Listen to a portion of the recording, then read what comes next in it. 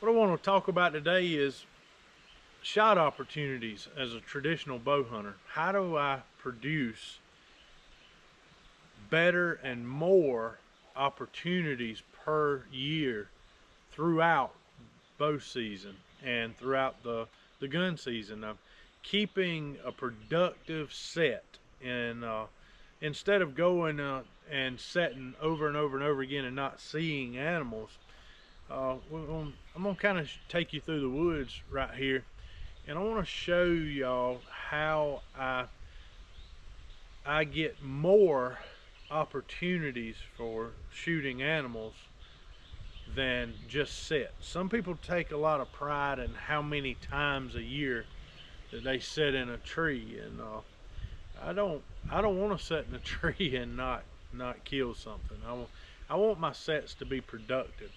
And what I'm going to demonstrate in this video is for a traditional bow hunter, how to have more successful sets, and how I set up and choose where I place my stands that gives me a very high probability to see deer, and a even higher probability of making a successful shot on an animal when I see them. But I want to take y'all through this place here where I'm at today. Is one of the properties that I hunt, and we're gonna walk around, shoot the bow a little bit, and I'm gonna point out some of the reasons that I'm gonna hang stands and hunt certain areas. What I'm gonna focus on today is feed trees. I've already went through this property and established and marked trees that produce acorns. Now, all of these trees that I've marked on this property are not going to produce every year. You do have to come back through here when they put on acorns and determine which tree is the one that's getting hit, which tree is getting visited at the time by animals. But what I'm doing right now is I'm visiting all these potential feed trees, and I am picking out trees based on cover for this upcoming bow season, what has the most cover and what has the best wind direction, keeping my wind out of the bedding area, and hopefully keeping my wind and where I choose to hang my stand inside the drip line of some of these feed trees. And that's going to give you a high percentage chance to see deer when you climb up in your stand, and a high probability that you'll get to make a shot. Well, let's head to the woods. We're going to jump in here, and I'm going to start pointing out some trees, and we're going to talk a little bit about how to have more of a successful hunt as a traditional bow hunter. Well, y'all, I've just found, I'm on the other side of this place, on the other side of the road, and I come in here. I've scouted this place twice already, just breezed through real quick, and I found this spot last time, but there's a field. I can't hunt this field right here, right out yonder, but I can hunt. The property is the edge of the field, and there is a massive trail coming out of this bottom and turning right there, if y'all can see right there, to this field. And there is a tree right here that I want to be on. And I've been debating whether or not to get a one of those aiders, tree step aiders, and this just made my mind up. I want to be on this tree right here. You see the way this tree is, I'm gonna have to hang my first step up here to get around this little spot here. So I'm gonna have to get me a aider so I can get that first step in and start up the tree. But I want to be right along in there, about 13 foot, and I will be able to shoot to this trail coming to this field. And they have already planted this field, and on the other side they got soybeans on the other side of that. And this trail, they're already destroying this trail. I want to hunt there. I got to figure out how I can get on the tree and get on the tree safely.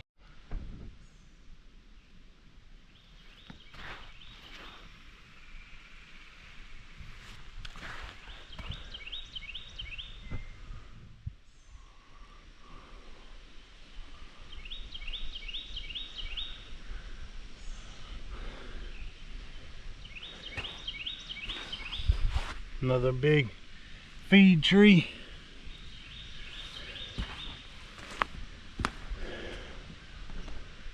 Right there. Now let's see if we can figure out where we would be best to climb over this tree, because there's a ton of acorns. Look right here. Acorns still all over the ground. You can see that right there. They're all up here on top of this hill, up under this tree here. We need to, where we're at here, we need a wind kind of coming out of the northeast to hunt this little spot here. So take a look at my compass and kind of figure out what direction the wind is coming out of. I would take an east wind. East wind would be good.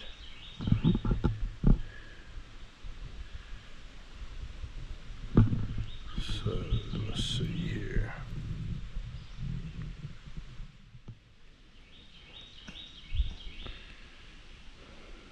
Maybe y'all can see that. So the wind's coming right out of there. So put that straight on north. So east, right through there. It's coming out of the east. So we probably need to be set up on this side over here, somewhere out in here. Found us a good tree right here. It's perfect. It's got probably the best cover of any tree that I've located, and I went ahead and marked it on my phone. The only thing is the tree that we found a little further away than what I wanted. That's it right there. Excuse me, that's it right there. Right there, if you can see my limb. So looking at base of the tree to right there is about exactly, I'd say 25 yards. And that's further away, but the drip line and where they're going to be feeding's up on this side of that drain. As long as this in here doesn't flood during deer season, will be good to be able to hunt that feed tree. But if it floods, we probably won't hunt it. Look at this tree.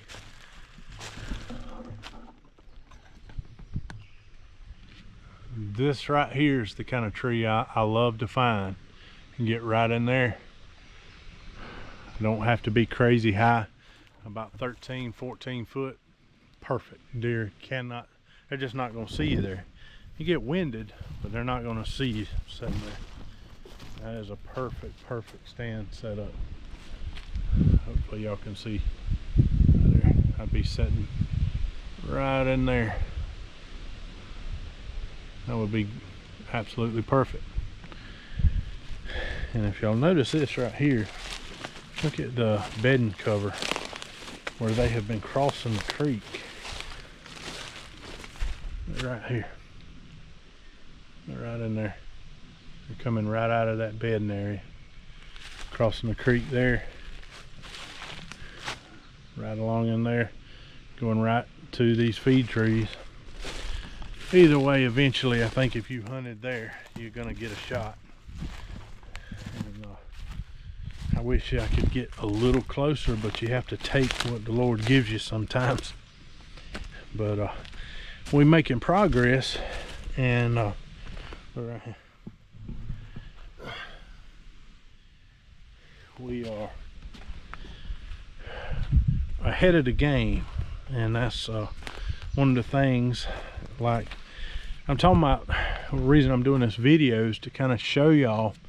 I have people ask me all the time about getting all these shot opportunities, and I had a guy telling me, he said, man, I don't get to shoot at maybe 2 deer a year.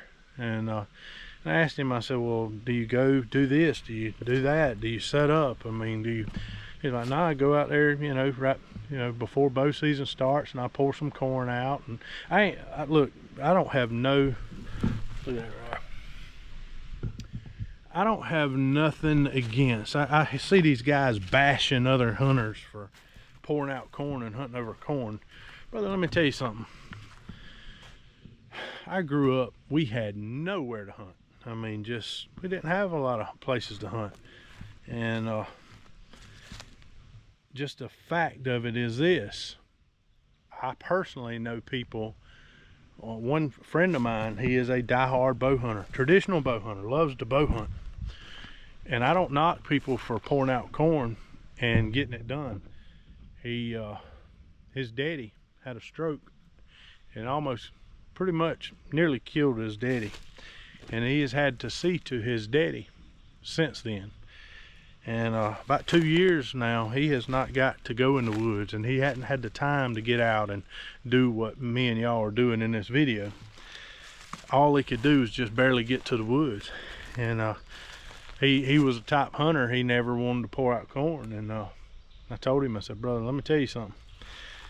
All of us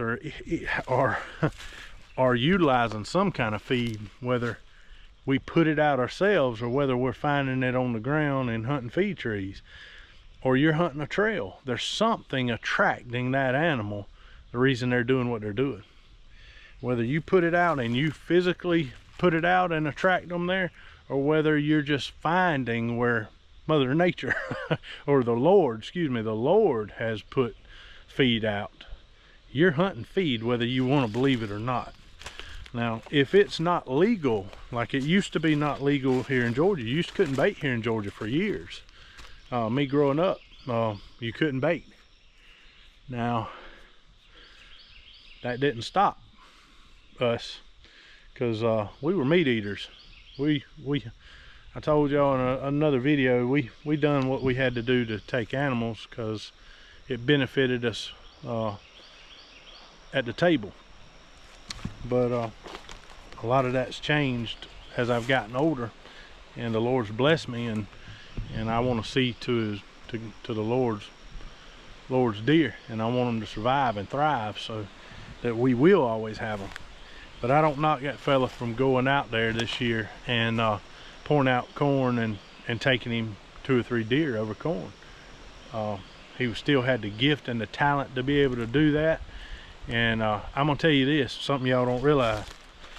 In South Georgia, it's a lot harder to shoot a animal over a corn pile than it is to walk out here and find an acorn tree and hunt acorns.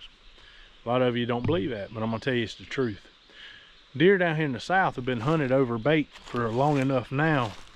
You pour out a corn pile and you set on top of it within 15-20 yards. A long-nosed old doe is the most weary creature coming to a bait pile you have ever seen in your life. And they are hard to fool. Them does will circle downwind to that bait pile. And if you can beat old Slickhead's nose hunting over a bait pile, you have done your homework. It don't just, now you can kill these little old fawns and yearlings coming to a bait pile hand over fist, ain't no doubt. But you kill one of these mature does over a corn pile around where we hunt, you've accomplished something, because they don't take no chances. They gonna come to it, but they ain't gonna come to it blind. They gonna circle downwind. They gonna do the homework before they walk in there and stick their nose in a bait pile, I can tell you. You can believe that or not believe it, but I'm here to tell you as a witness. I have hunted bait piles, I have hunted feed trees, and I'll do both as long as it's legal to the day I die. I don't knock a man for it, because I used to be that man that worked all the time and never got to scout, couldn't get to the woods, but I wanted to hunt and I wanted to be successful. And I used bait at that time to do it. And if I got the time and you got the time, get out there and find you a feed tree, you'll be way more successful. Because them deer will walk right up under it, just come running in there to it, and they're not as wired. They're not, it's natural to them. And they ain't expecting. But when you pour out corn in a pile, they know that ain't natural. And them old mature does, they don't play that game. They will bust you. They will circle downwind and get you. So, you know, I ain't got nothing against a man pouring out bait. That's his business. And I understand there was a time when I had to do it. And there'll be times when I may have to do it again. And I will do it. And it don't bother me to do it. If that breaks folks' heart, well, just do the best you can to love me anyway. Because I'm not going to knock you for one day if you pour out some bait. Because really and truly, we're all hunting over bait in some form. Whether it be out of a bag or out of an oak tree. But we're going to head to one more spot and take a look. And I got 2 trees over there I want to mark. And then we're going to try to start heading out. It'll be dark on us by then. And show you this little hole.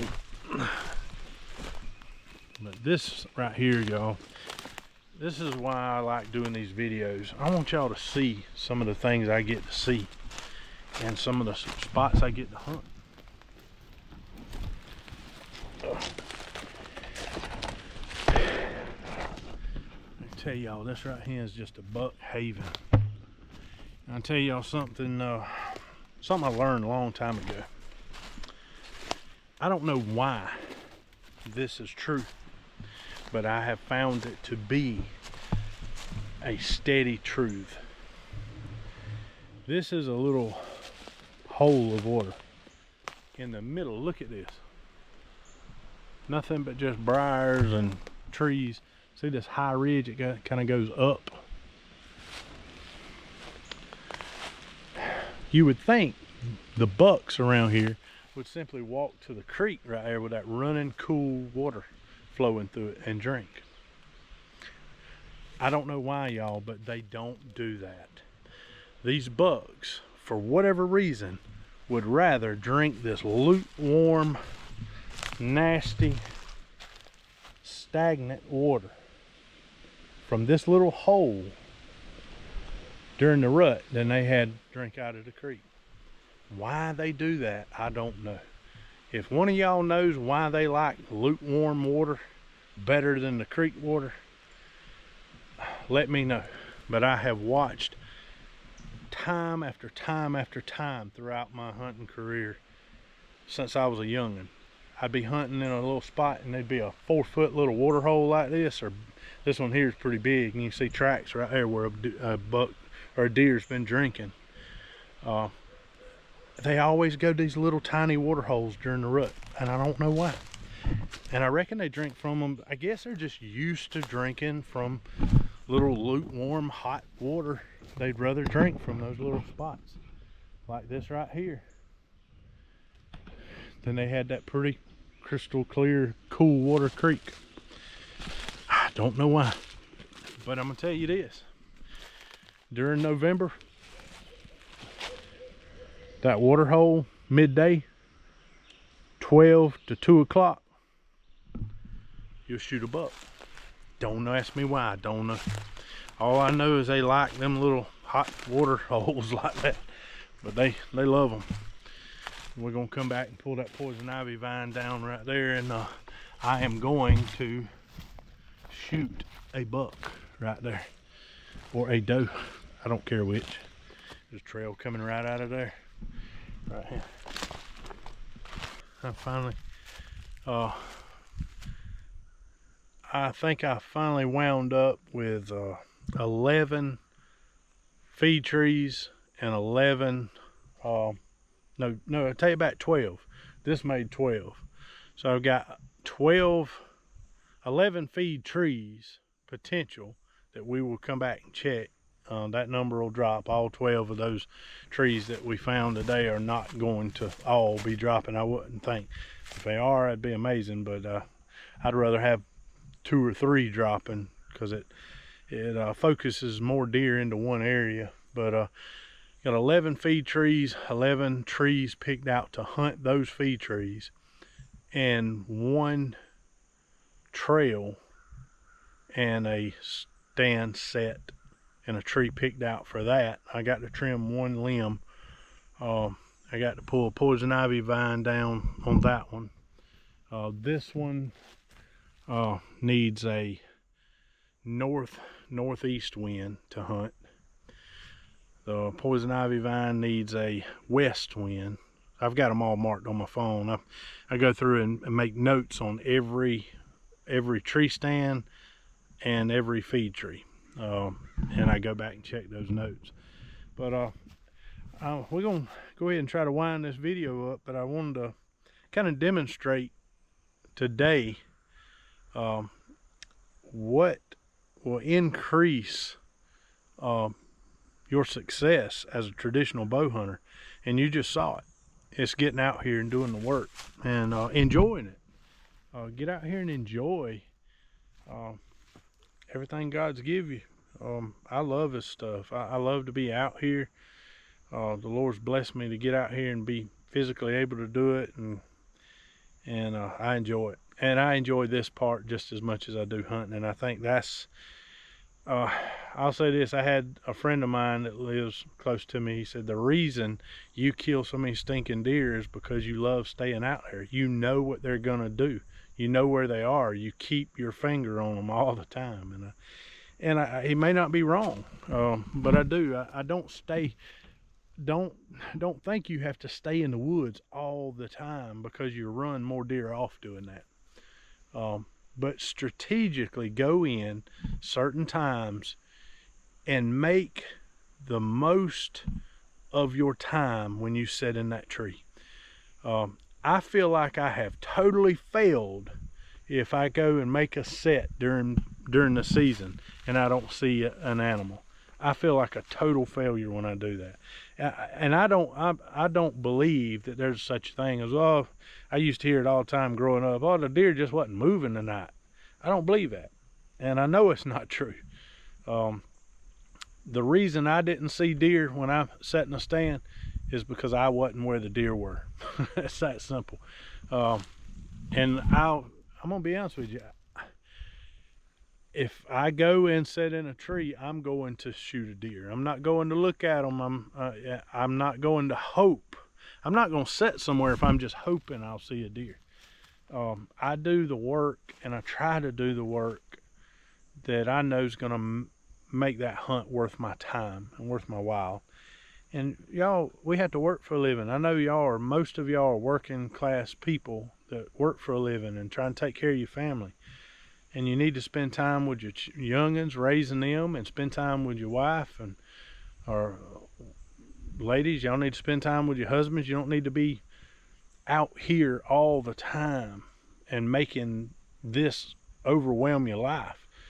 But be strategic and make the most out of every time you come out here, and do the work to gather the information you need that will make you successful when it counts. When you put your butt in that tree, see deer. And but I just wanted to bring y'all a good video. I think this is something that I've learned over the years, and that's made me very, very successful at making the most out of my time in a tree. And a lot of people, you know, they love to brag about how many times they sit in a stand that year.